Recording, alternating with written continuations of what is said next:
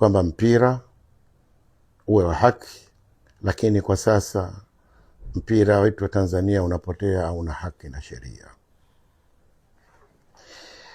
Katika sheria moja, TFF wanaiharibu sana soka la Tanzania kwa uendeshaji wao, upendeleo wao na kwa udhamini wao.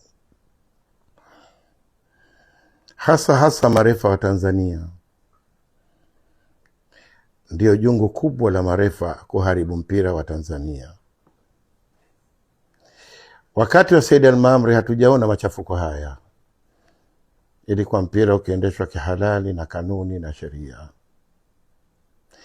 Ukaja mpira wakati wa Edward Katinga, ulisimama mpira imara. Lakini baada ya hapo hakuna chama kilosimama katika mpira wetu wa Tanzania. Kwa hiyo timu nyingi zimepita hapa nyuma, zimeshindwa kuendesha na zikajiondoa katika mpira wa Tanzania. Walikuja wadhamini wengi, walishindwa kudhamini vilabu kwa kutokana uendeshaji wa vyama vyetu vya mpira. Vilikuja vilabu vingi, viliondoka. Alikuja Kajumolo, ilikuja Restar, ilikuja Moro United, vote vilishindwa kwa uendeshaji wa mpira wa Tanzania. Mpira kwetu Tanzania ndio tamaduni yetu, na tuna vipaji vingi, na tunao watu wengi wa kuendesha mpira Tanzania, lakini hatujapata viongozi wa kuendesha mpira Tanzania. Kila kiongozi anayekuja basi anakuja kwa sababu ya timu fulani au uendeshaji wa timu fulani. Kwa hiyo hapa, kwa kuendelea mpira wetu wa Tanzania utachukua muda sana.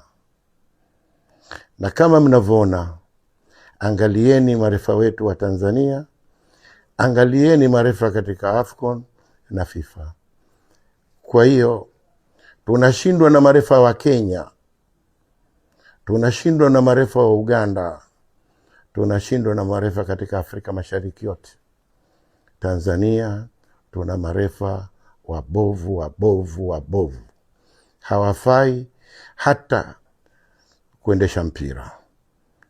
Kwa hivyo ninaomba chama cha mpira, kuweni makini sana na mpira wenu mnaoendesha Tanzania. Mimi ni Azam na mmiliki wa Azam. Kwa uendeshaji huu, na sitokubali tena kuonewa na marefa wenu wa TFF na wa bodi ya ligi. Lolote katika ligi ijayo nitachukua majukumu lolote kwa njia ya marefa. Niko tayari kupambana na marefa nikiwa katika pichi, na niko tayari kwa wakati wowote TFF munifute katika ligi na muitoe timu yangu katika ligi yenu, na sitoshindwa kuendesha basi niko tayari kujiunga na ligi ya Zanzibar. Na hilo nakwambieni sio kwa ajili ya kutoka mdomoni kwangu, kwa kutoka ndani ya moyo wangu. Nimechoka na mpira wenu, uendeshaji wenu na marefa wenu. Nimemaliza.